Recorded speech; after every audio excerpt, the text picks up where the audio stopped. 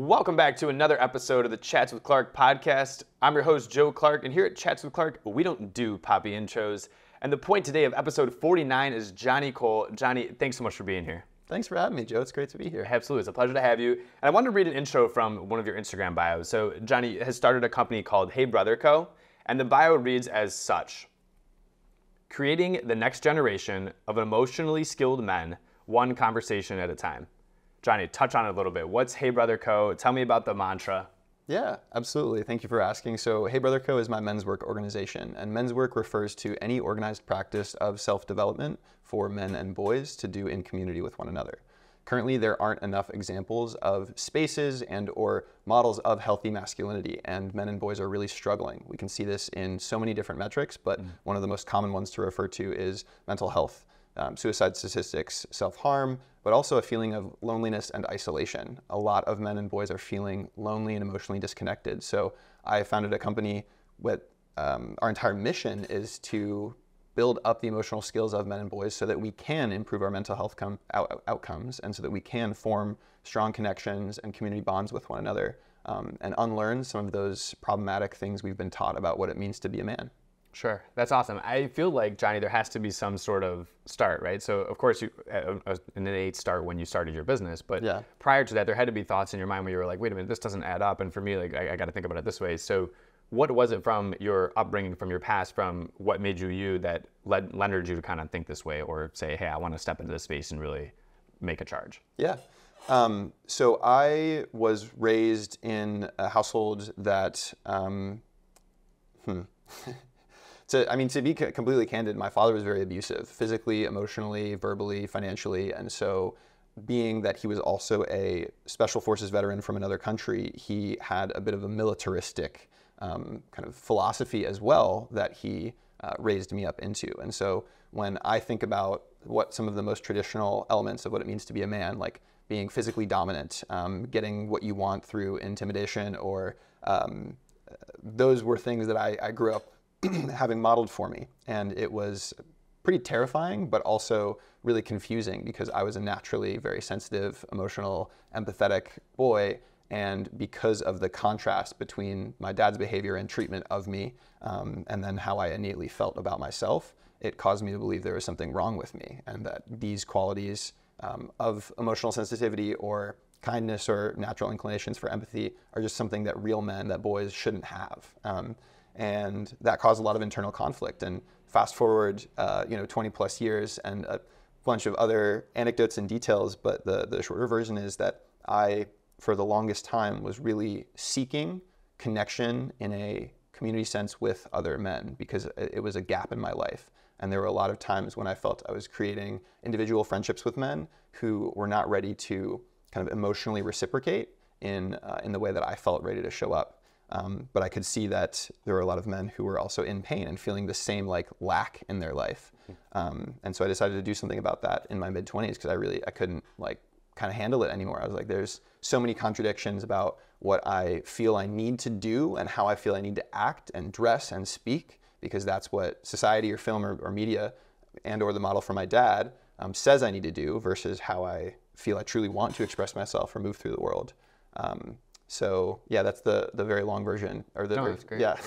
Yeah. Before we kind of dive into it, how has the relationship with your dad grown or strained, I guess, as a result of all of this? Yeah. So I've been in no contact with my dad for a little over, actually almost 6 years now. And that was a pretty significant decision in my life that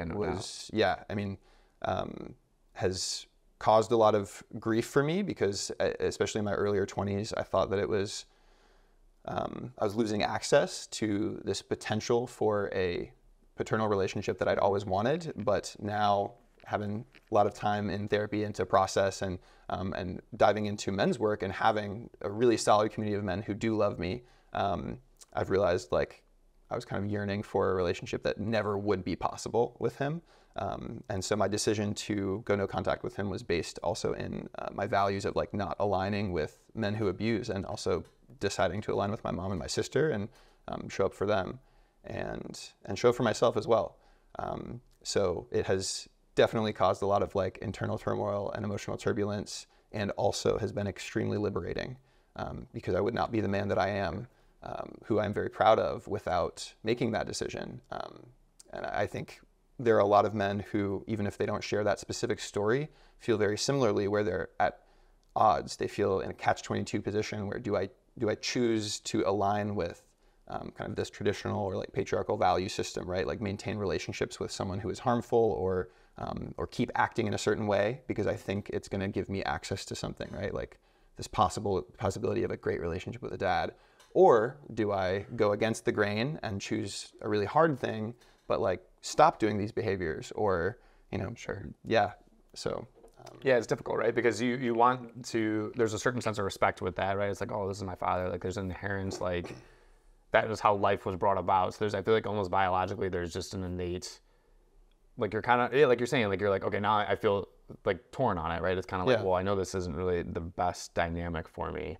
And I know that it's really not going to evolve, but there's certain gravitational pull that's almost like, that causes that friction, I feel like. Yeah. Oh, absolutely. I mean, because when I was growing up, and even it was really confusing. Like when people speak about, domestic violence or abuse, and October is Domestic Violence Awareness Month, it's not as cut and dry as maybe what we would think from a movie. So maybe people think there's, a bottle of whiskey and a black eye is like our pretty common conception of what DV entails. But in actuality, there are these explosive events that happen, but there's a lot of time in between where there's cycles of just more subtle mistreatment, and then also different mechanisms that an abuser asserts power and control over a family unit or over a romantic partner. And it can also be very, intoxicating almost, that you do want to be treated well, especially from a partner or a parent. And so even as a result or as a response to abuse, children can often lean into wanting to work harder for that affection. So that's my way of saying, for a really long time, I looked up to my dad despite the fact that he scared me and did not treat us well. And I did try to model a lot of my life off of how I thought he, would respect, which means I tried to fit into a lot of the traditional man boxes. I got into fights in college. I started, trying to play a lot of sports and just represent a lot of these traditional elements of masculinity, thinking that he would respect me for that because he was someone who viewed the world in this lens, and none of it really worked. So that was an initial contradiction that I realized. I was like, oh, I'm like putting time into all these inputs thinking I'm going to get this result, but it's not making anything better. And then in my last year of college, I ended up getting an internship at a domestic violence center, and worked there for a year. And on the first day of training, we basically were introduced to the dynamic nature of DV. And so that was actually when I was 21, it was my first time ever seeing how dynamic it can be. And it's not just based on that media representation. And I had an actual, I want to call it like a come to Jesus type moment. Had to go and take a moment from the training session, go to the bathroom and shake, because I saw so much of my life flash before my eyes. Yeah. and everything kind of shifted into place. And that was kind of right around when I decided to cut him off as well. So. Wow. Yeah. It's a lot. And Johnny, we were kind of talking a little bit about it before the episode began. To all our audience, this is kind of the root for me, right? There's always a rationale. There's always a story. There's always a thought process that is interwoven into what we do. And so I feel like for you, crazy experience, right? So we as an audience, I say that as me and whoever is listening, it's a very important pivotal story in your life. And then it's also a moment where you became even more of who you were called and wanted to be.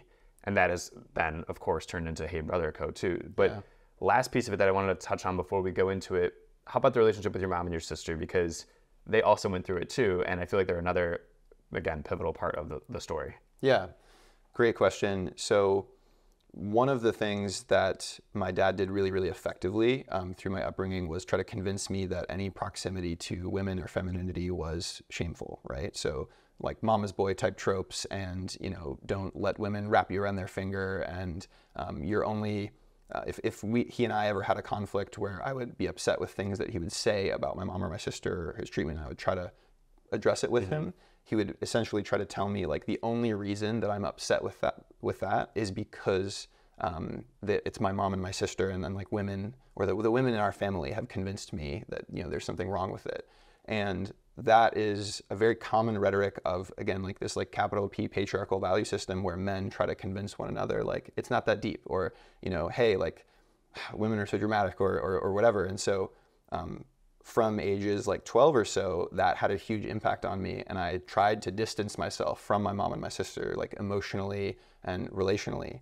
And then when I went away to college, and I was still trying to navigate like my relationship with my father and forming my own identity as a young man and in the university setting, I didn't have a ton of closeness with my mom and my sister. And there were a lot of other things happening in our household, and like with my sister's health. But when I did choose to end my relationship with my dad, I would say there had been years of pretty distinct emotional disconnection from both of them.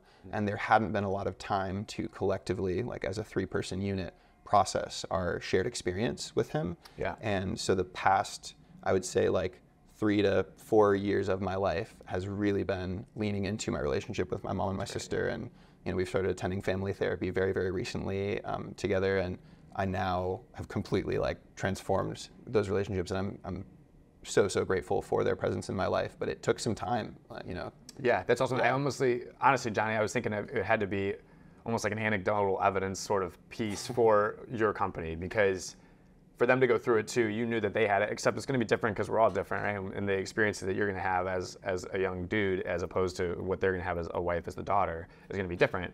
But for you to be able to mend that and to say, hey, like, let's bolster each other and put our relationship first, that because none of you are making the bad decision, right? It's like you can't change the bad decisions of bad behavior as much as we might want to try.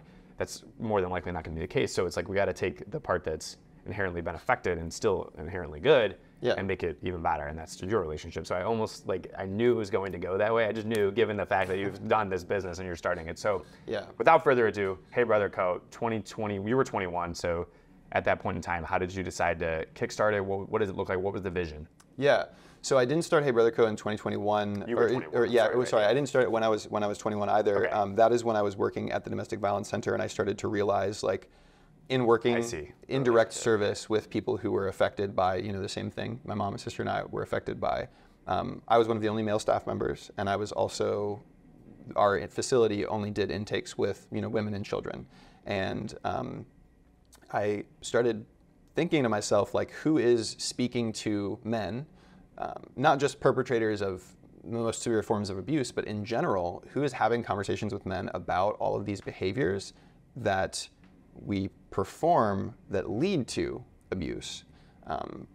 Because a lot of it, in my opinion, stems from pressures we feel to adhere to a certain standard of masculinity that tends to prioritize like controlling behaviors, or asserting one's dominance, or getting respect, or just like feeling in control and feeling powerful, this need to feel powerful and entitled.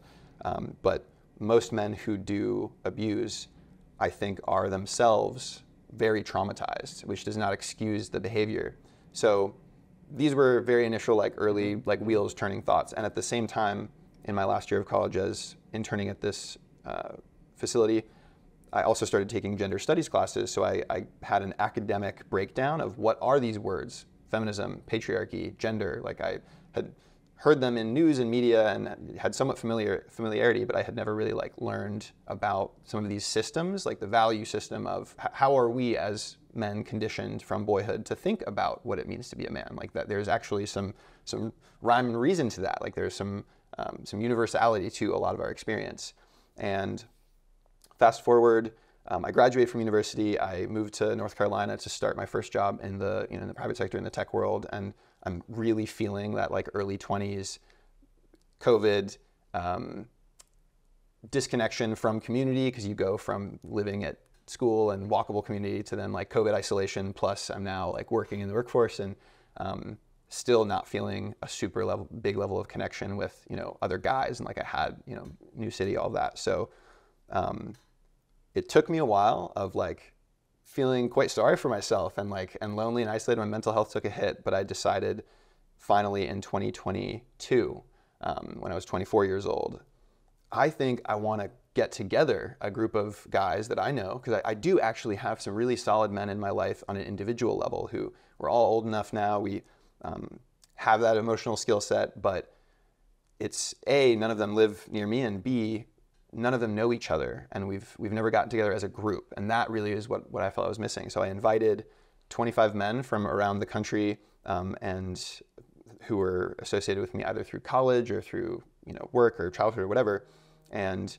8 of them were able to make it and make time in their schedule to show up and fly out to Minneapolis, where I was living at the time, and I led a men's retreat.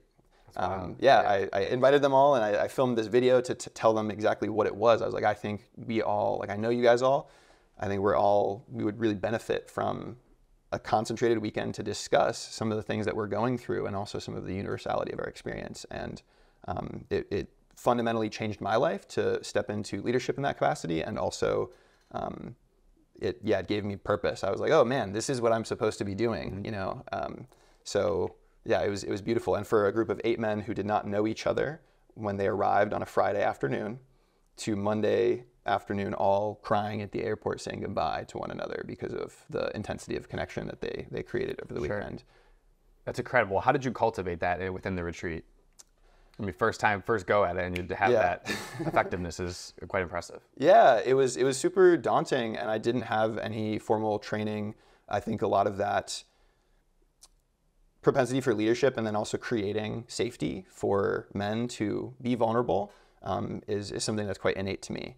And I did reach out to a couple kind of men's coaches that I had seen on Instagram, and this is when I was kind of like first learning about men's work, because it's still quite fringe, and not a lot of people know, like if you say the word men's work, they don't know. But I had like 1 or 2 Zoom calls with one coach, specifically Voy Vyacek, who had taught me a couple like breathwork techniques and gave me some ideas. But I really designed a curriculum based on what I thought men needed to talk about, and then supplemented that with those breathwork techniques and some kind of inner child meditations that I had found on YouTube and felt I could write out a script for and actually lead guys through. And then I designed some guided journal prompts and discussion questions that we could do in small groups and also take solo time. And then I made sure we would screen a documentary called The Mask You Live In by the Representation Project, which features a now mentor of mine, Ashanti Branch, and it's all about the socialization of boys in America to learn masculinity and this mask that we put on to perform. And so this culmination of different activities that I designed, as well as like a communal meal plan where we would all like cook together and then eat every meal together, and just really build this sense of solidarity over the course of the weekend. It was really amazing. It was a lot of hard work. It was super scary, but it went exceptionally well. And when I say it was this like divine lightning rod, I was like, oh my God. Like, there was a specific moment where I had all 8 of these guys were in a circle, laying down in the lawn right on the Mississippi River in kind of a northern part of Minnesota where the retreat was held. And I was leading them through an inner child meditation, and all of them were crying. And like, I knew a couple of the guys had not cried in years, maybe had not confronted or thought about some of their experiences in quite a long time, but all of them were having this like very visceral emotional reaction, and then leading them gently out of that meditation space, having them pair off and do some like eye gazing and some comfort of one another, breaching that physical contact. That is this moment where I was like, oh my gosh, like I'm doing this. Like this is so amazing, and like look what I've created, but also they so desperately needed this. Like that, every single one of them. Like and so that set the stage. So I took a couple months to like plan out after that retreat over 4th of July weekend in 2022. I took a couple months to think like, well, how could I make this a thing? And then in January of 23, I like formed my company, launched a website and a social media page, started offering like virtual men's groups and planning my next few retreats. And yeah, that's what's been happening. Yeah, it's tremendous. And as you go, as with anything, right? Like any educator in your own way, tailors as they go, right? Yes. You develop and you keep perfecting, you have new ideas and just keeps building. And then the next thing you know, you're 40 retreats in, and it's like, oh my gosh, like, this is rocking. How many retreats have you done so far? I have led 5 retreats since that first one. So is that always the best part? The in-person retreat, like, there's nothing like that. That kind of connection. Yeah, it's definitely one of the best parts, but it's also some of the most like logistically intensive and stressful. Like retreats don't tend to be like, I allow a lot of, I provide scholarships for a lot of men. So I do a lot of things like at cost at present, because I want to ensure that any type of man like has access to this work, because I truly believe like every man needs men's work. And so to that effect, it can be difficult to sustain a large number of retreats, given that they're not very profitable at this point in time, which maybe we shouldn't include that in the podcast. And I should be like, no, they're, these like luxury experiences, but they're really amazing. However, it's also, I work full time and I have, a lot of other things in my life. So I can't do as, 10 a year. I usually do like 2 or 3. But one of the things that I did to challenge myself right after I formed the company is in January of 2023, I set this intention and I was like, I'm going to lead a father-son retreat. Like, I don't know of any other men's groups or men's organizations out there that lead intergenerational, like father-son experiences. And I don't mean like for boys, like bonding, like Boy Scouts or, I mean like all of the men that I know who are doing this work with me, a lot of them also have, if not fractured relationship with their dads, just not the level of emotional closeness that they would wish. Like if I asked any of my friends and, candidly, like, hey, like, do you think you wish you like hugged your dad more? Do you wish that you could have more frank conversations with him? Do you guys think you say you love each other enough? And a lot of those answers are no, even if they still do feel close to their dad. There's like, oh, there could be more there. So in spite of my own relationship or lack thereof with my father, I still so strongly believe in the power of like the father-son connection.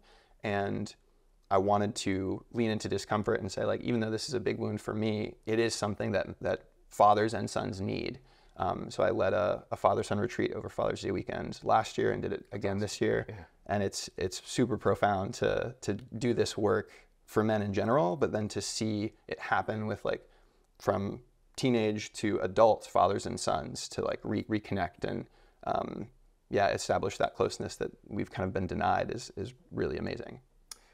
Question for you: to what degree do you think that some sort of discomfort, some sort of suffering is almost necessary for it? Because just hearing your story, right, it's a catalyst for you to develop the company that you're doing and the work that you're doing. So without it, again, it's a hypothesis, but the hypothesis would be that maybe you wouldn't have gotten into it if everything was, green grass prior to. So to what degree is there a need for suffering in order to make some of these changes, or to, like, again, the need for discomfort to say, like, you know what, then this maybe isn't where I want it to be, and to get it to that point?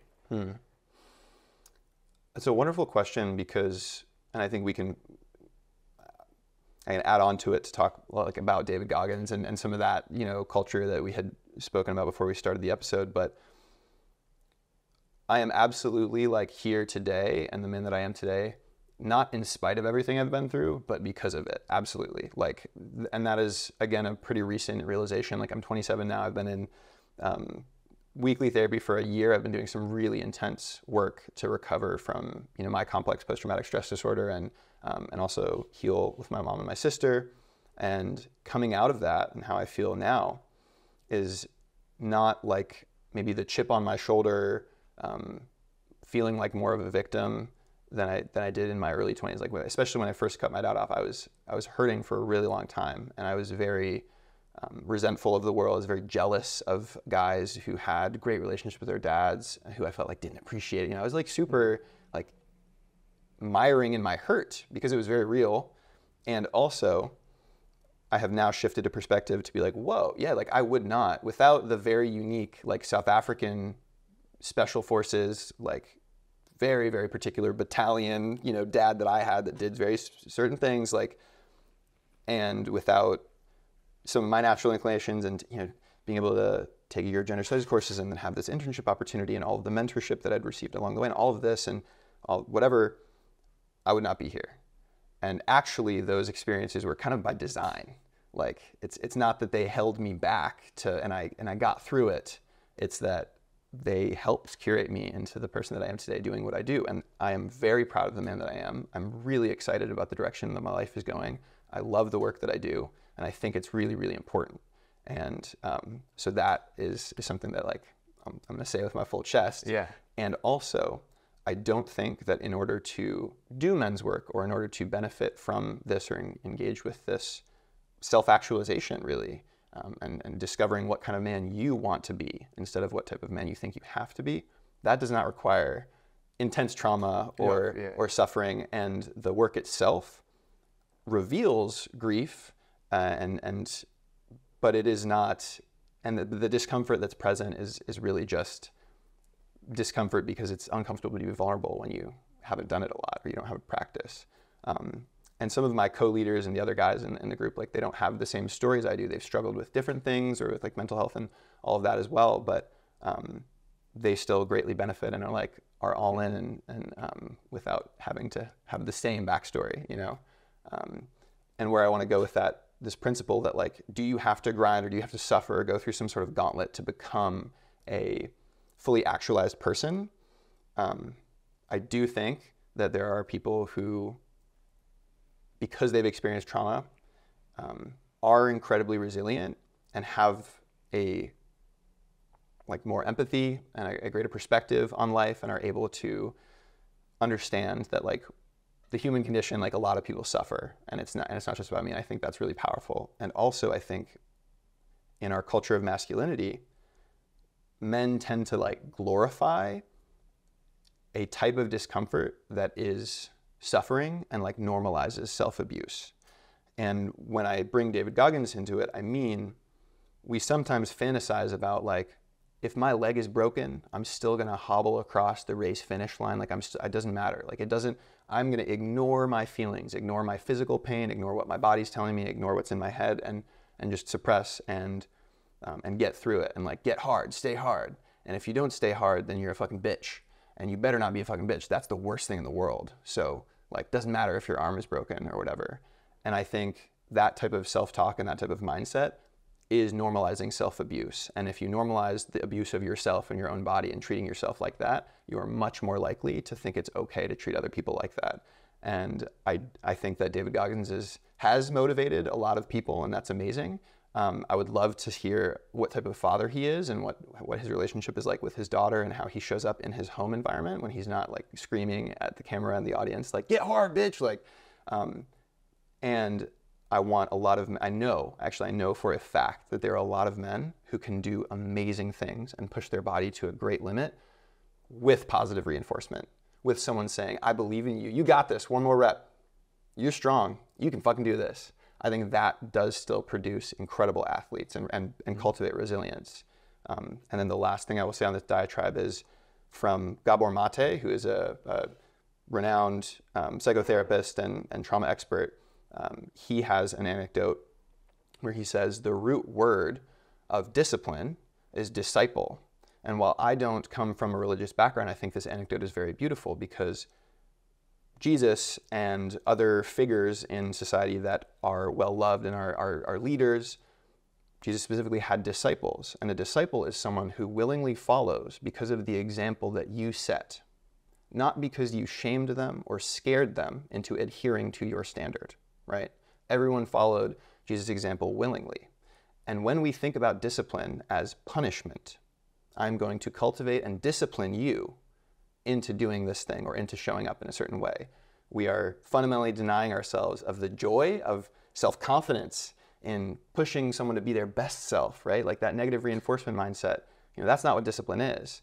And we also do a really big disservice to fathers by saying fathers should be disciplinarians and enforce and discipline is punishment. So fathers should be the punishers. I don't think that's fair to dads, and I think it's because we don't understand that discipline can be just cultivated through encouraging someone and not just through punishing, and by modeling and leading by example so that someone else is inspired to follow suit. I think it's really difficult to captivate it all in a moderate sense because Goggins is extreme, right? But also to ignore any pain is probably extreme as well. So I ask you this. For someone like Goggins who's saying cross the finish line with a broken leg, and then someone on the opposite side who says, well, the second that you feel the pain, like, then stop. Mm-hmm. I think there's a middle ground that is almost so essential because in order to build a muscle, we must tear it, right? So if you're lifting weights, those first reps, It's like you're feeling okay. By the end of that 10th rep, it's like all of a sudden your arms are sore, right? By the 15th rep, and now you're like, okay, can I go on? And so why I think, of course, it's valid. The positive, like the Goggins is going to be in your face screaming you, like you put the thing down again, like you were saying, you're soft, whatever.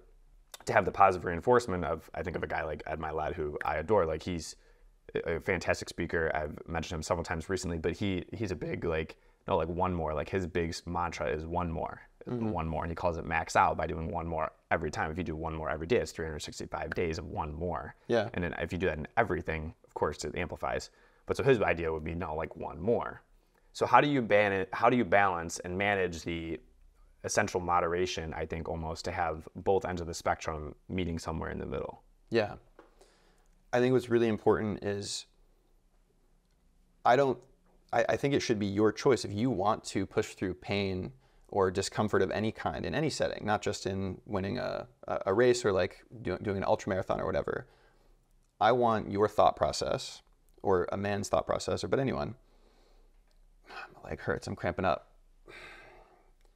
Man, if I don't keep going, I'm a bitch, and bitches are feminine. I can't be that. So I'm scared. I'm gonna feel shame.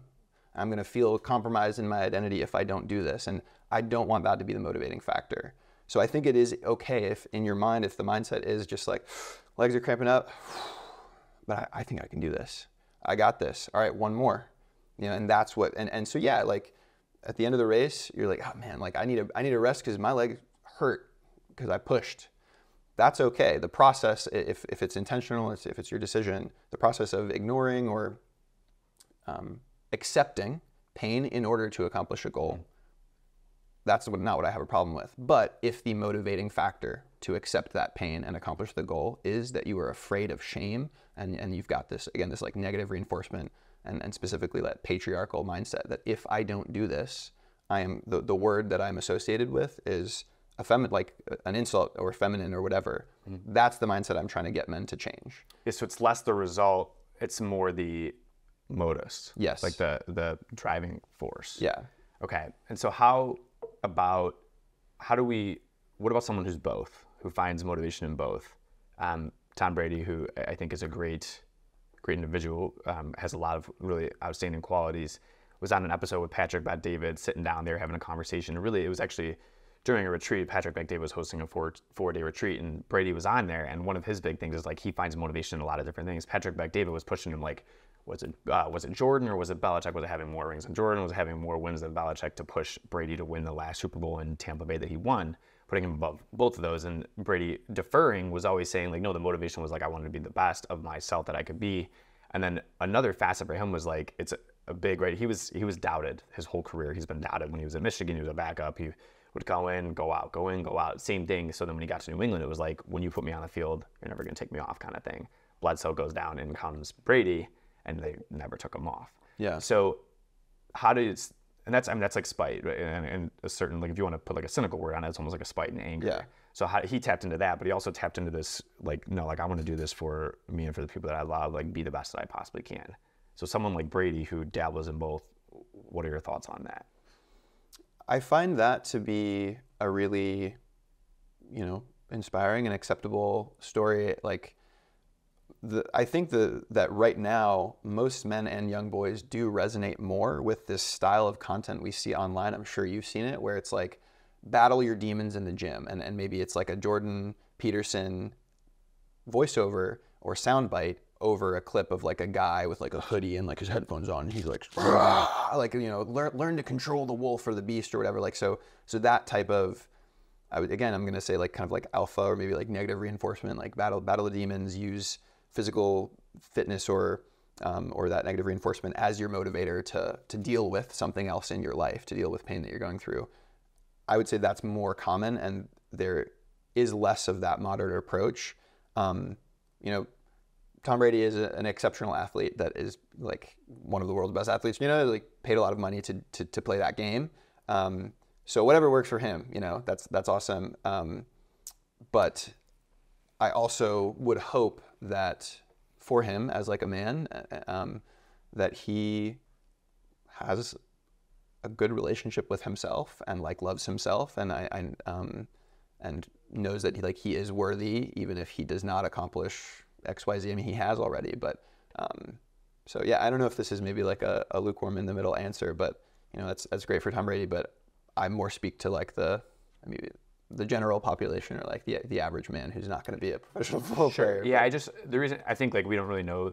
That's part of the joy of like the podcast, right? Is like we're in Cleveland, like that's why I love having the conversations with people that are local, that are doing the thing and aren't on a Brady scale. I mean, Brady, of course, but I feel like those are the stories that are vocalized. So it's kind of like you use Jesus, and of course, like everyone knows, everyone knows. Yeah, Jesus. So it's like I feel like we're just kind of forced into that.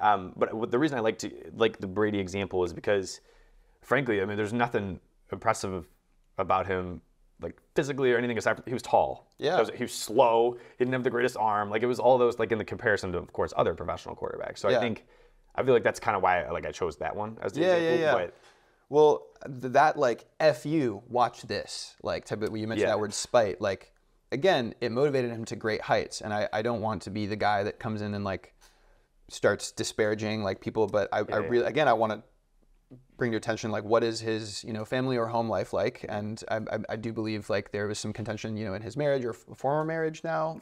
So right, so like for sure. I'm just gonna say like amazing what you've accomplished and how much money he's made, and like great, like super awesome, man. But like how are you in here, and how are you with the people who are closest to you? How do they take that? Because I do think that over time, too much of that like negative reinforcement extreme, or fueling yourself based off of spite or whatever it is, does have a net negative impact on your own soul and emotional health and well-being, and it then permeates out. And the story as old as time is, we as capital M men who do that, our pain is metabolized by everyone around us, whether it's like wives or children or community members or coworkers or whatever. So the whole pot idea, right? The pot boils and eventually it goes over. Exactly. And then what that looks like is, of course, disgusting, because it's going to be something that no man wants to be, I would imagine. But and I think that, boys who bottle up their tears become men who drown, truly. And that is, you said the pot is a beautiful analogy, because what so many men who are struggling, whether it's with like anger issues or just in general, like struggle with emotional processing, as most of us do, it's because we actively choose to suppress, right? So repression, if something's repressed, it's like hidden away, but suppression is a verb, it's active. I am actually choosing to push it down. And for example, that like lump in your throat that maybe you used to get a lot more when you were a boy, that is a somatic, like physical response to external stimulus. That's your body's telling you, oh, like I'm gonna cry soon because there's a lump in the throat, and maybe that's the early sign that the tears are gonna come. So when we shame boys for crying as early as 4 or 5, whatever, boys don't cry, boys are strong. We're teaching them, hey, when you feel that physical signal, swallow it, push it down, suppress, intentional decision. I used to do that. And then we grow into men who have habituated this relationship with our body where we've suppressed feelings, where we actually become quite numb, but we've stuffed it all down, and we've accumulated what at Hey Brother Co. kind of we call an emotional debt. Like we're actually carrying that debt around, like the IRS, the bank's going to come at some point.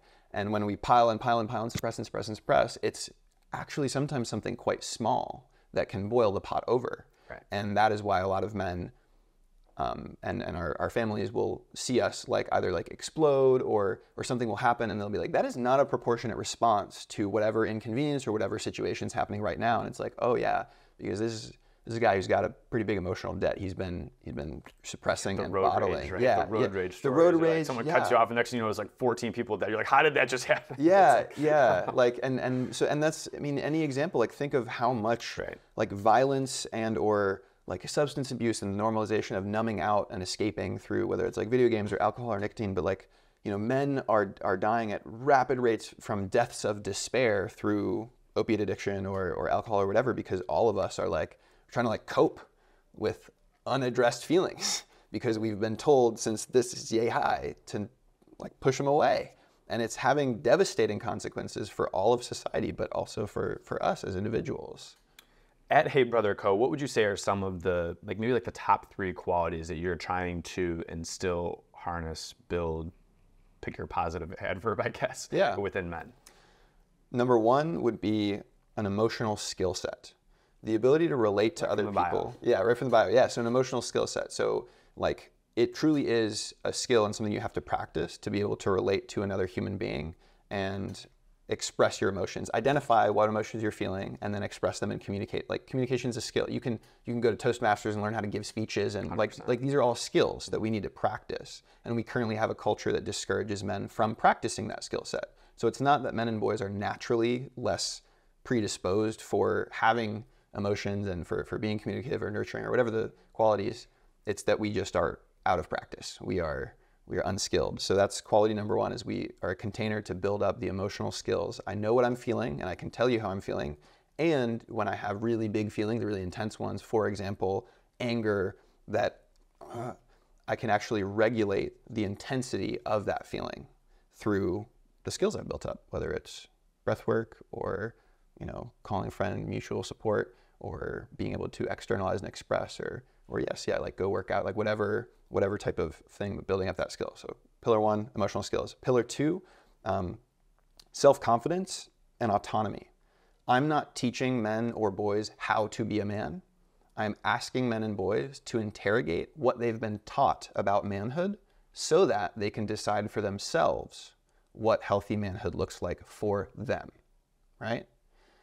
And that comes from building up self-confidence, self-esteem, and deciding I feel good enough about myself where I don't need to be pressured into adhering to the man box, right? And I use this term man box. There's this we try to fit men into this container. Sometimes you can be angry. Sometimes you can be funny. You can be happy-ish when your sports team wins, but not like a giggly, like joyful. It's like, yes, like, yeah, that's happening, you gotta be tough. You got to be, don't cry, all these things. It's like, this is what a man is. Stay inside this box. Out of the box is being expressive, being emotional, wearing certain clothes, having certain mannerisms, having a limp wrist, maybe trying certain sports instead of others, or like not liking sports at all or whatever. That's outside the man box. So I want to build up self-esteem and self-confidence so that they can dare to jump outside of the man box and be whatever type of man they want. And I am so confident in the innate goodness of the human spirit that a man who has self-esteem, who can decide for himself what type of man he wants to be, I know that somewhere in that it will revolve around like kindness, connection with others, an inherent sense of belonging, service to community or family or whatever. Like I know that's what's going to happen. That's awesome. I agree. What was the third? The third would probably be, the third would be specifically anti-patriarchal education, man. Like we really are out here trying to do things through a feminist lens, and I think that might bristle a lot of viewers like using those terms who maybe are not, honestly have like never read an actual like feminist book by bell hooks. The Will to Change Men, Masculinity, and Love is like a great first read, but that is I think what distinguishes us from a lot of other men's groups is like our pillar is we advocate for and support women and survivors of abuse, and we welcome, like we advocate for the LGBTQ plus community. We have queer men and trans men that are part of our spaces, and we want to view things through a lens of intersectional racial justice as well. Like we're not, so all of these things must require us to deconstruct this value system of patriarchy. So that's a pretty core pillar. But so that's a big three. Yeah, it's a big three. Another thing I was curious about within the realm, how does one develop resilience as a man, would you say? Because I think you got to have it. Right? Yeah. I feel like resilience, so on the basic premise that we all need a sense of resilience, I think that's a big one that we try and teach, we try and teach all kids, is that you need resilience. Mm-hmm. Because life's going to throw you crazy things, whether it's the flat tire on the highway, whether it's whatever the case may be. And so there has to be a sense of resilience. And I think in men, a lot of the qualities that you're saying are within this box, I think the intent is to almost develop resilience. But again, back to the moderation thing, I think without moderation, you can go one of two ways. You either have no resilience, or you have so much of that other quality that it's the brute aspect of it. Yeah. Well, let's think about how, if David Goggins or Jocko Willink or whatever is this, maybe that like more brute side of resilience. Mm-hmm. I want to pose the question, like, do we think that like women are resilient creatures, right? Like us here in this space. You know? Yeah, I mean, I think that's like, to me, I think all kids need Yeah, that. But all kids need resilience, but like men, women, women, everyone. Let's think of like childbirth. Is this like incredibly like physically painful, arduous, sometimes multi-day, and like pregnancy as well. It's like this like really intense experience. Absolutely. To be able to go through that, you have to be resilient. You have to be tough, man. Right? So like all women have this propensity, if uterus owners have this capacity, and in general, like also like periods and menstruation, right? And like that's a constant part of their entire life for the most part, that does bring about a lot of like pain and emotional dysregulation and like hormonal fluctuation, and it's tough, right? And so that though, and the way that they deal with that is, I would not say, like it does cultivate resilience. You have to be resilient, and yet the way that they talk about and cope and deal and express is not through that same lens of like you better get through this childbirth, like you better push that out. You feel like fucking idiot or whatever. It's not. It's like it's just different. So it's the result of cultivating resilience is possible and capable without that mindset of like negative reinforcement, and cultivating resilience in men is something that we can do by calibrating our do to say ratio, right? And this is something I struggle with a lot, and I know you struggle with too as an entrepreneur, someone who's got fingers in lots of different pies, and like you want to do everything, and I think I have the energy for it all. But if we can calibrate and get a lot more alignment between what we say we're going to do and then what we actually follow through with, that builds up self-confidence, because you now have a demonstrated record of like, oh yeah, I did do that, so I can do this. And I did do that, so I can do this. And when we're stuck in the mindset of like, I better do this or else I'm a fucking bitch, or else I'm a loser, or else I'm a pussy, or else I'm whatever, we're operating from a fear response. I really hope that I do this because I want to avoid shame, and reacting from a place of like avoidance and fear will never be as powerful or purposeful as moving towards something because of like confidence and like self-belief and excitement or whatever. So yeah, cultivating a better do to say ratio, like as close to 1-to-1 as you can get it. So hard. Struggle with it myself. No doubt. So hard. But you can start small, like. So that confidence, that drive towards a 1-to-1 do to say ratio, and if I'm hearing you correctly, would be your catalyst towards having resilience. Mm-hmm. Okay. Absolutely. Yeah. Yeah. And like cultivating an inner sense of self-worth and self-confidence is the ability to reflect at yourself and be like I am a worthy human being just by virtue of being alive. Like this heart that's beating inside of me has gotten me through every single hard experience I've ever been through. So man, like how awesome is that, right? I can do great things. Like every time I've ever been scared or nervous or joyful and euphoric, every time I've been in love, like this heart has been beating right here and with me through it all. This body's carried me through everything. So like, whew, I can do things. That's crazy. And that's so much better than being like, man, if I better not mess up, because then I'll be bad. I'll be, unworthy. I'll be whatever. So, or I can't do anything. It's mindset, and that's what you coach a lot too. The mindsets are huge. Yeah. And I was actually just going to ask you, when you have someone that comes to you and says, a man that comes to you and says, hey, like, how do I find the parts of me that are going to work towards this passion, work towards being who I am called, who I ought to be? Mm-hmm. Like, how do you have them find out what those things are about themselves? Because I think we're all given, another big thought of mine is that we're all given these intrinsic gifts, talents, and abilities that are just inherently better than others within us. Yeah. The example I always give is like the language part of it, and speaking and word and all of that for me is so much better than the science part of the brain. The science, to me, science just doesn't make sense. I just don't get it the way that I get language, even like taking Latin, right? Anyway, here nor there. We all have these things within us, but we just have to find out what those are. And of course, that derives a whole lot of other ramifications and calls to action for us too. So what does that look like for someone who comes to you and says like, hey, like, how do I even start? Yeah, great question. One of the initial exercises, I'll actually speak to the audience. Like, this is something you can do. So you go take a sheet of paper and you write down your top 3 to 5 values. And if you need to Google on your phone or on your computer, like list of values, do that. There's a ton of them, Empathy could be a value. Kindness, compassion, strength, leadership, whatever it might be. Sense of humor, that was something that my roommate Julio told me last night when we were at the gym, and I asked him, what do you think one of your top values is? And you write those down, right? And you keep that list nearby, whether it's on your desk or in your wallet or whatever, but you refer to that list often. And if it changes, that's okay. But as you go through your daily life, when you consume content online, when you think about interactions you have with other people, take a moment to reflect back on that list and see if there's alignment between the values that you put down and the way that you are conducting your life, or the things that you are exposing yourself to, be it content online, film, media, people, other people. Are the people that you surround yourself with aligned with your values? I think that is a great first step to start to become more aligned with your own integrity, and then either have a like, oh wow, realization, like, oh no, yeah, like I'm not. Like if I value kindness or if I value strength, but I'm consuming all of this, like, you know, red pill alpha content that very regularly diminishes other men and calls other men soy boy, beta cuck, blah, blah, blah, like shames other men, that's bullying. That's not strong, right? That's weaponizing shame. Oh wow, I better check myself on that. That's not being strong.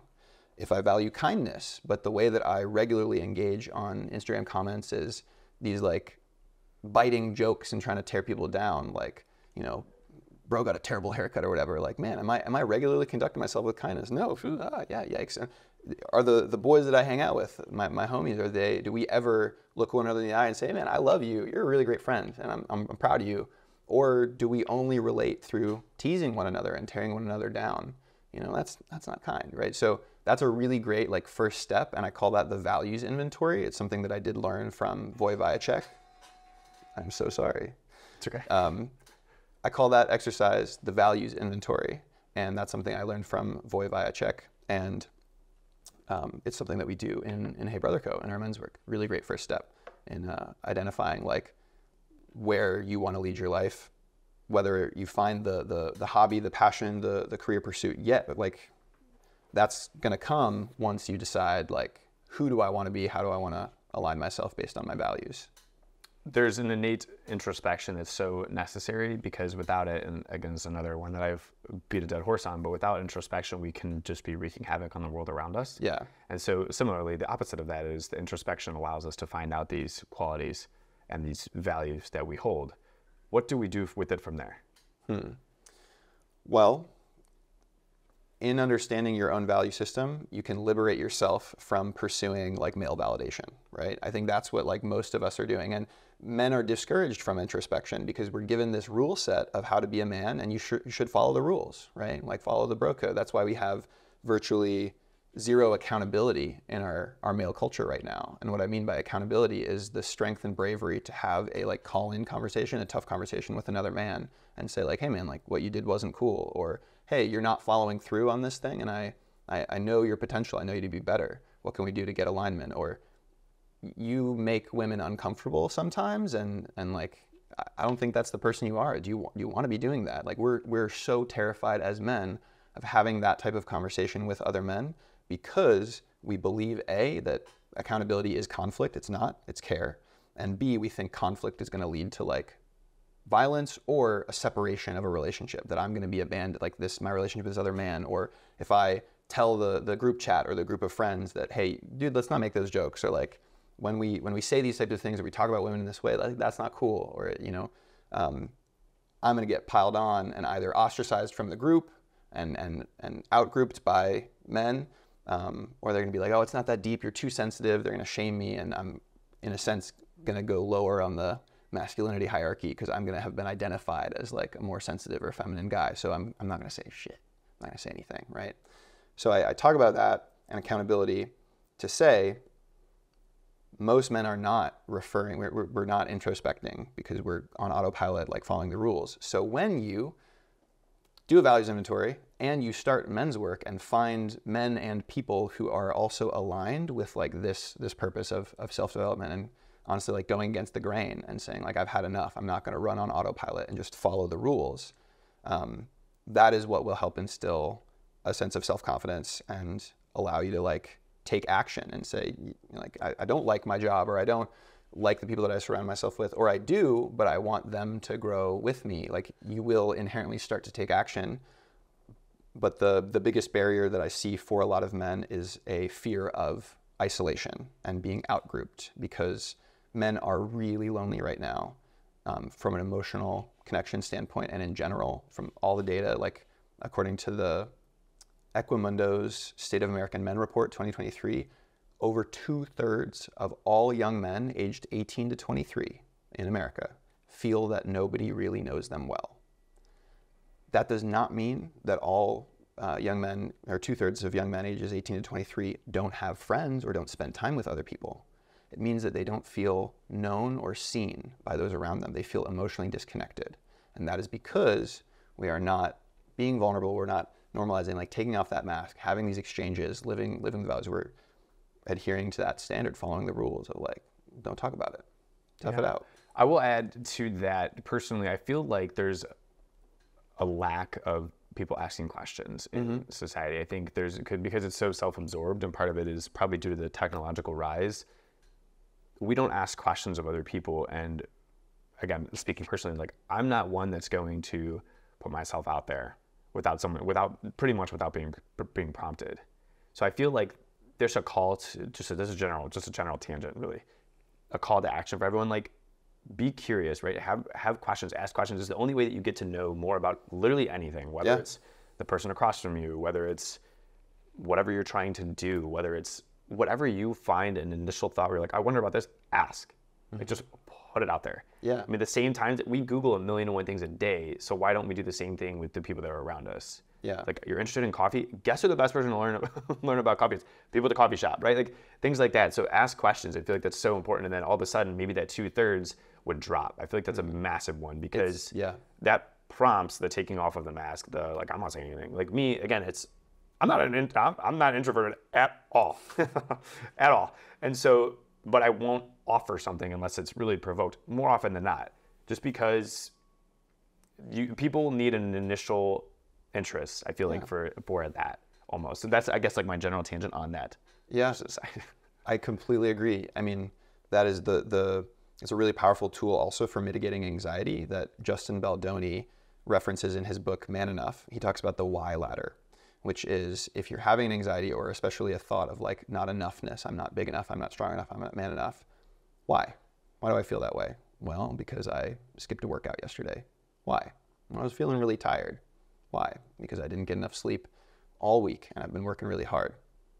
And either you can keep going with this why ladder, or at one of those junctions, you can be like, oh, like, so my time has been well spent. I have this project I'm working really hard on, and so I like haven't had the energy, and that's okay. And it doesn't mean that I'm not good enough. Or this person didn't respond to my text.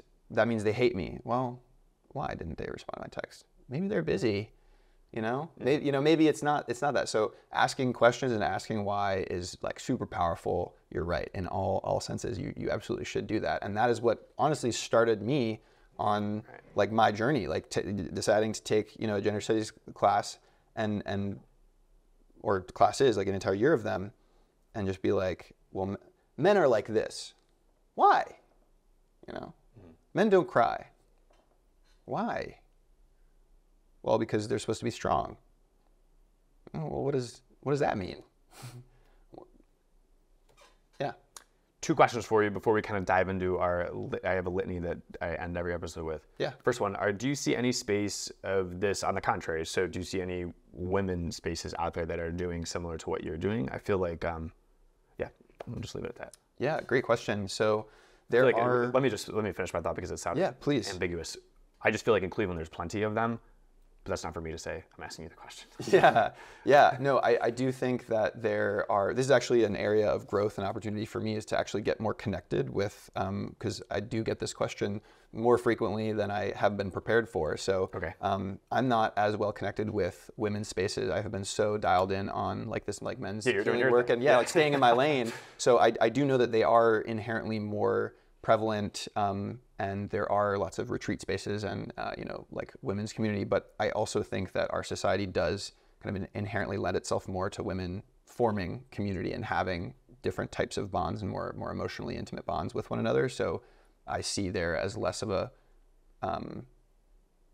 pressing. No, that's actually not true. I don't feel that way. I don't feel that there's less of a pressing need for women. I think everyone benefits from like emotional work, and also there are spaces out there. I'd love to find some of the ones in Cleveland and also nationally and refer them outward. But I've been really hyper focused on men's spaces. So I know individual like women's coaches Sure. and folks and like podcast resources, but in terms of actual like women's groups and or healing circles, I'm not as familiar. Yeah, I was just curious. Yeah. Second question I have for you. Earlier you mentioned Jordan Peterson. Mm-hmm. I'm a lover of Jordan Peterson, so Yeah. I'm curious on where's your hesitation with Jordan Peterson? I think that Jordan Peterson is, again, exploiting our collective like father wound as a society to represent a father archetype and appear very, very convincing and authoritative on matters of life that, in his perspective, reinforce conservative values, traditional gender roles, hierarchy, and shame. And he is not credentialized to actually speak to most of what he is recommending. And he has taken a deal with Ben Shapiro's media news network, and he himself has self-admitted that like that was just a financial decision. So especially presently, like more recently in the past couple of years, a lot of what he says is based on a financial incentive and motive and less on like truly wanting to help people or motivate people. And he has so many discrepancies with how he represents himself as like a climate expert and someone who is on like a United Nations climate panel, which he like was not. And he really does try to leverage some of his credentials to make himself seem more authoritative. And then the way that he speaks, and he always dresses in a suit, like he represents this like trustworthy fatherly figure, which is why he has like risen in popularity. But even his like lobster anecdote and like speaking about serotonin and serotonergic responses and reactors, and why SSRIs make you weak and a loser, like that is not based in science. Like many people who actually study, lobsters are not mammals and they're not mammalian, and the way that they experience and or like adapt to serotonin and other hormones is different than humans, metabolize and experience them. But one of Jordan Peterson's like most famous and like well-regarded speeches on why hierarchies are essential and domination is so important is because of this like lobster theory, and that lobsters, like shrivel up, and if you're on SSRIs, you're a loser, and that's like just frankly not based in science. And yet it sounds so convincing, and it is very, very comforting for a lot of people because the things that he says are very closely aligned with the system of values that we've already all been indoctrinated into, which is a patriarchal one that does enforce hierarchies and domination. And so what he says is comfortable to what I know already to be true. And society is progressing in various ways, and some of these systems are being dismantled and questioned. And like as a collective, human beings have less trust in institutions and authority figures now. So that feels confusing, so I'm going to listen to someone who has a lot of, rules and order and structure, and the opposite of order is like this chaos. So I think that while I appreciate how many men truly have, and people truly have like found themselves or motivated themselves and healed in many ways because of what he has said. So like that is a positive outcome. I also think that his framing of, like if you take SSRIs, you're a loser, or, we need men to be men again, like that's super, super harmful, and is like directly in contradiction to my own value system. And then my last point though is, as well as like, he does not represent physically, values-wise, the way he shows up in the world does not represent what he says other people should represent. Jordan Peterson is not a big alpha domineering man and yet he encourages every other man to like return to tradition and to be dominant and to have these traditional gender roles where women should be subservient and should not dress in certain ways in the workplace, and like all of this is so. So outside of the political realm for Jordan Peterson, like the part that intrigues me is because he is a psychologist, right? Clinical psychologist, has that background, had been in practice for a long time. I feel like he has a wide experience of thoughts around mindsets and around why the way we think.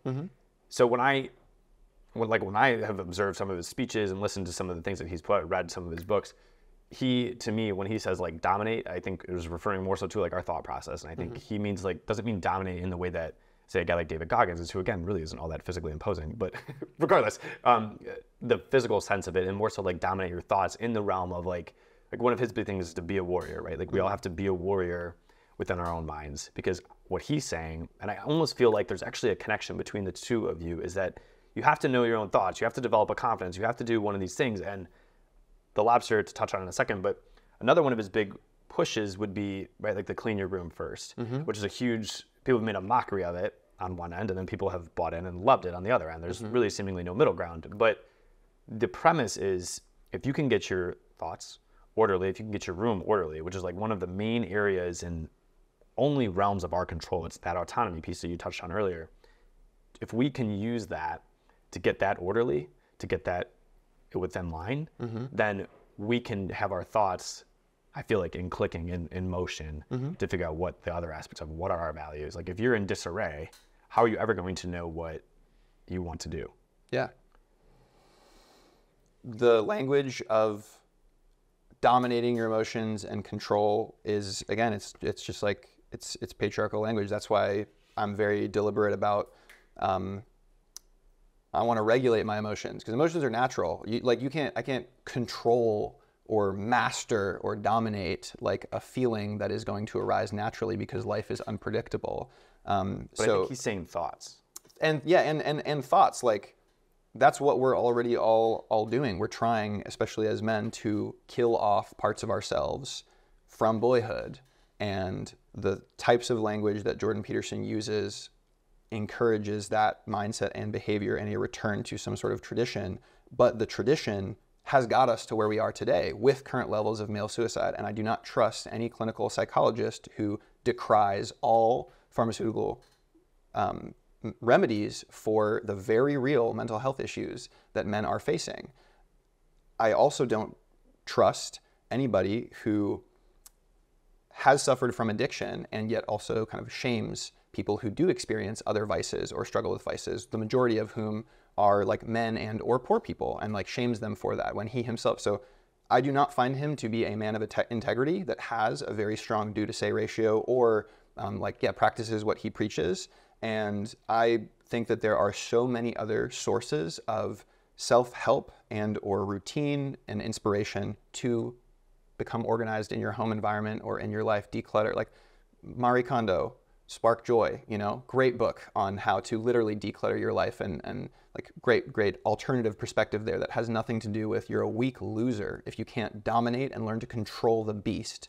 And regardless of, again, Jordan Peterson's personal life, if teenage boys are taking sound bites of what he says and setting them to videos of them working out and getting really big and strong, but also starting to take testosterone and steroids from a way too early age because they think they need to become this like monster, an animal, and before they can whatever, like that is harmful. That's really harmful. And it's so prevalent right now, right?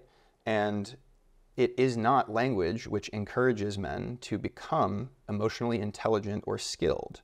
It is this language of, like boxing, domination, like whatever. But for the people that it helps, I'm grateful that it has helped them, because who's to say if they would have been helped by someone else? And also, I think that there are way better role models who are not trying to, again, like profit off of collective insecurity and align with traditional values. There's better places that I can be told to like make my bed, to be respectful of others, to treat other people in the way that I want to be treated. So yeah, like those are my thoughts there on Mr. Peterson. But like whatever helps. Yeah. Because transparently, I think a lot of what the two of you are saying is just coming from, again, different perspectives with really the same, like it's just like a different modus to get to the same point is almost how I view it. That's why I was curious kind of your thoughts on it. Part of what his lobster analogy is that lobsters have like a thick outer skull, right? There's skull too, but shell. So he's saying it's like a lobster's lack of awareness for them to roll over and show their tummy and get killed. as opposed to if they were to roll on their stomach and have their back showing, they would not be crushed, right? So I think that taps into you saying, well, what are your values? Like, you need to know yourself in order to know what you are out there going to do. Much like you're with your experience, right? Like, you knew, okay, this wasn't right. I have to cut this off. I have to make these amends with my mom, with my sister, and really bolster into who you are. You bloomed. And so to me, I think like it's almost like they're again ending up at the same result, just with different thoughts on it. Yeah. Well, in the same, lobster analogy where if he's using as a metaphor for don't roll over, he even could have used like, dogs submit by rolling over or whatever, but in the same time he's talking about a crustacean, he does talk about serotonergic receptors and our response to those, like in our endocrine system, and he's comparing crustaceans to mammalians and then using that to infer that if you take SSRIs, if you take medication for diagnosed mental health issues, you are weak and you are a loser who has rolled over, and you need to be more powerful and conquer that, which is a horrible, horrible thing to tell someone who is suffering from suicidal ideation, who is suffering from mental health issues that could be genetic, biological, whatever, and it's not as simple as just like conquering the thoughts and feelings. That does, mindset shifts are huge, but it's not as binary as that. There's so many more things that go into it. And again, just the language of domination, there's other ways to go about inspiring people. And if I'm constantly looking over my shoulder in life thinking that someone is going to jump and attack me and dominate me, and I need to, again, this like warrior archetype, like that's how society has been structured forever, is trying to train men and boys into being this like warrior, tough, like soldier archetype. And it's how we got to where we are, where there's a ton of guys who are taking their own lives all the time because they don't feel enough. We need to kind of abandon our value of this warrior archetype. I mean, Jordan Peterson doesn't care about the warrior archetype. Like, what is he doing for veteran suicide? Like, our warrior class, men who serve in this country and around the world, are some of the people who take their lives the most, and they have lived up to the standard of masculinity, preparing to do extreme violence in wartime, and they are not treated well or respected or have adequate resources, and that becoming a warrior didn't fix their problem. It like cost it, right? So less warrior archetype. You can be tough and resilient in all of these different ways, but I don't want you to be a warrior. I want you to be a good community member. I want you to be a good partner.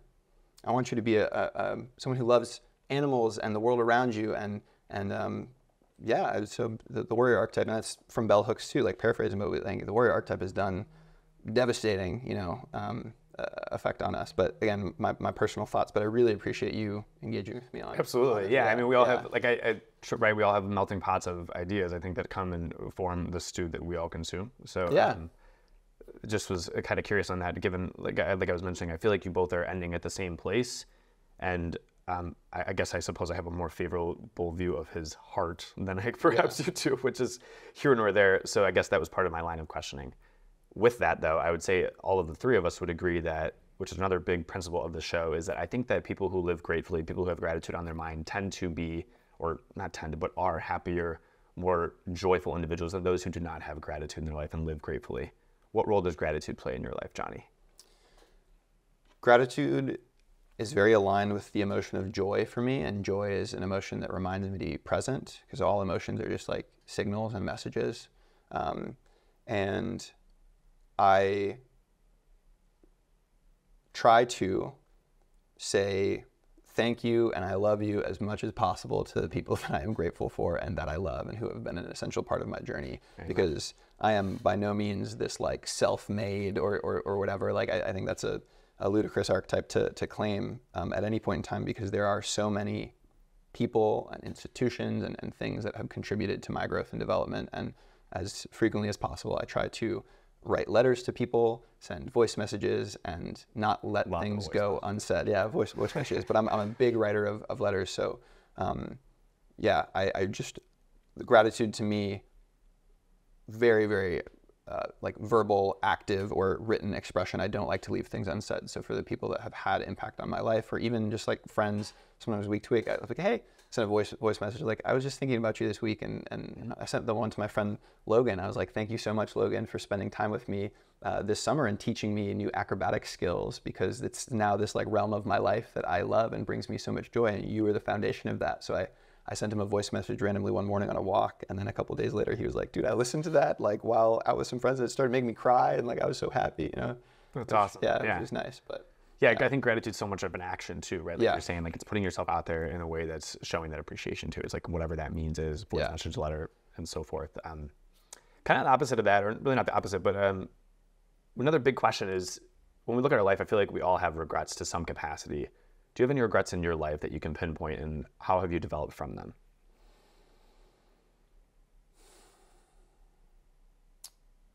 I think I regret, so pretty much every year of my life, even this year, unfortunately, I have struggled with suicidal ideation, and my mental health has been something that I've really struggled with. But it wasn't until last year was the first time that I ever like told anybody about it. I told my friends John and Lewis, and they told me to tell my mom and my sister, and then my mom and my sister helped get me an appointment to my current therapist, who I've been seeing weekly for the past year. It's great advice out of them to tell your mom and your sister, by the way. Yeah. Really grateful, so grateful. There you go. Yeah. So what I regret, but do not judge or blame myself for, is not telling someone I need help now, which are four incredibly potent words from Kevin Hines, who talks a lot about brain pain, and he's a huge mental health and advocate for folks suffering from suicidal ideation and depression. But yeah, so that is like one regret. And also like where I sit right now, I'm sure I might have a different answer on a different day, but as I said in the earlier part of the interview, like everything that I've been through and everything that I've done is it has helped me get everything, even the bad things, even the mistakes I've made. And for so much of my life as a survivor of childhood domestic violence and narcissistic abuse, and the subsequent diagnosis of complex post-traumatic stress disorder, which does inherently shatter your self-esteem and feelings of a sense of self. For most of my life, I've thought that I was a bad person without ever having a demonstrated record of doing bad things to other people. And I am just now out of the woods of that and realizing like, I actually haven't done anything so crazy or horrible. Yeah, like there's, so like, where is that coming from? And so yeah, not super big on the regrets, but there's always that, as we've talked about, like sometimes procrastinate too much or spread myself too thin, so I can't go as much all in on one thing. But from most of it, no regrets. Yeah, people who are out there willing to kind of put themselves out there and go and endeavor on things tend to view regrets, I think, that way, where it's like, yeah, these things have happened. I wish I could have done a couple things differently, but in the grand scheme of things, I'm here where I am now, working on the things that I'm doing because of all these things. So it's like, is it a regret? I don't know, right? And I feel like that's a very typical response. And I love it. I'm the same way. I'm like, well, there's certainly, you wish you treated people better in different instances. You wish something like that. But it's like in the grand scheme of all of it, it's like, okay, if you've made your amends, if you've done what you can to move forward, it's like, what more can you do? Because you've learned lessons. Anyway, next one for you. This is a new one that I added last episode, and I actually love this question. I think it's so important to have things on our calendar that we look forward to, because Jesse Itzler shouted him out the first time, shouting him out again. He wrote the New York Knicks theme song way back in the day. He's a comedian, he's a rapper, he's a million and one things, but Jesse Itzler's awesome. And one of the things for him is, he's like, I always do a couple things every year that I basically define that year. So whether it's going to Jamaica, whether it's, going to Egypt and seeing the pyramids, whatever it is, running a marathon, whatever it is, right? He has certain things that he looks at and says like, okay, I can look back at 2024 and I did this, this, and this. What is on your calendar that you're looking forward to? For next year or like for the future? Yeah. One of them, the next year's father-son retreat. Nice. Be my third one. And congrats, I know it's going to be like each, the first two built upon one another and we're bigger than the last. Like that is so exciting to me to be able to do that work and see like not a lot of other folks are doing specifically that. So it's something that's unique to me, and I just love it. I'm really excited. Congratulations again. Yeah, thank you. Another thing is taking my mom and my sister back to South Africa in February. That's where my family is originally from. Yeah. I took them back for both of their first time being back in South Africa in 16 years. I did that last February, in 2023. And I was able to take my family, like everyone, on vacation and have my mom like reconnect with her parents and her siblings for the first time in like over a decade. Awesome. Yeah. So I'm not quite at the level where I can do that every year, but now 2025 in February, we're going to spend a couple weeks being able to reconnect. And so I'm really, really looking forward to that. And another thing that I'm looking forward to in the near term is on Saturday, I'm going to go to San Francisco for a week and see several like amazing friends, some of whom are in the Men's Work and Hey Brother Co community, but one of my best friends in the world since high school, Nina, has moved out there recently, and I miss her a lot because she used to live, we used to be roommates and we used to live in this area. So I'm like really excited to see her on Sunday and spend some time with her and just like, see how she's settling into her new life and her new job, and like, I'm really proud of her. So like, I'm gonna give her a hug. That's so great. I'm excited for all of you on all those things. Like, that's what's so cool about it, right? Like, you're glowing right now. You have a smile on your face. Like, that's what's cool. And I think that's the importance that Jesse Itzler highlights when he says, like, you got to have stuff on your calendar to look forward to, because like all you have to do in the moment then is think about like, oh my God, I can't wait to do these things, right? And it's like, that's immediate, just like, this is why we do what we do sometimes, like you work hard so that you can go back to South Africa and take your family there. Like, that's so motivating. It's so awesome. Thank you. And I'm also looking forward to the next Hey Brother Co virtual men's group. It's a 6-week block that starts on November 7th, and you can register for it on my website, which will be linked in the description below while we're at it. I will have all of Johnny's socials, his business, his personal, all of the links that we discussed in the description below. Again, if you're on YouTube, you might find it in the pinned comment. YouTube still hates me. I don't know. I probably should talk to the videographer about that. I'm just going to put my hands out of that one. Last question for you, Johnny. Do you have any advice specifically to the audience abroad, or to a specific audience, I should say, and just in general, what are your closing thoughts?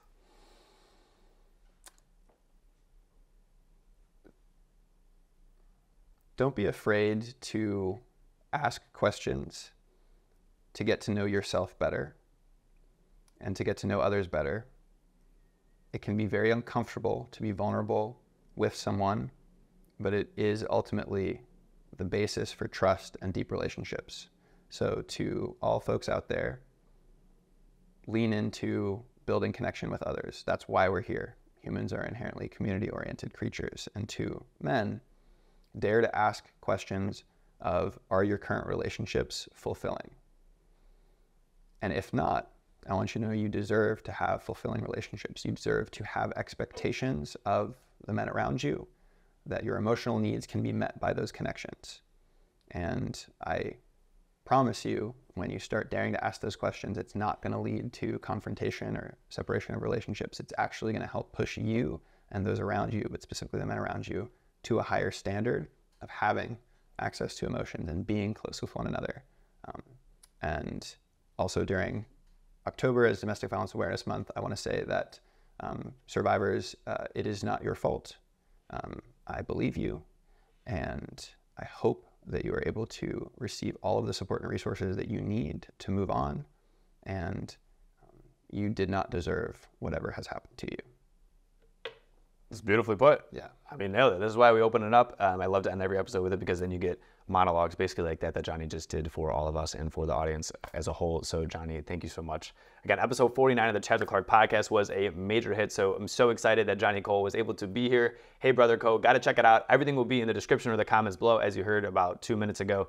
Johnny, thank you so much again for opening up your heart, kind of sharing your experiences with us and your vision for really everything that you have going on. And of course, for the men that are surrounding us and the counterpart, the women as well. So I really appreciate it. Thank you so much, Joe. It was an honor. It was a real pleasure. Thank you. Everyone, this has been episode 49 of the Chats with Clark podcast. I'm your host, Joe Clark, signing off. See you next time.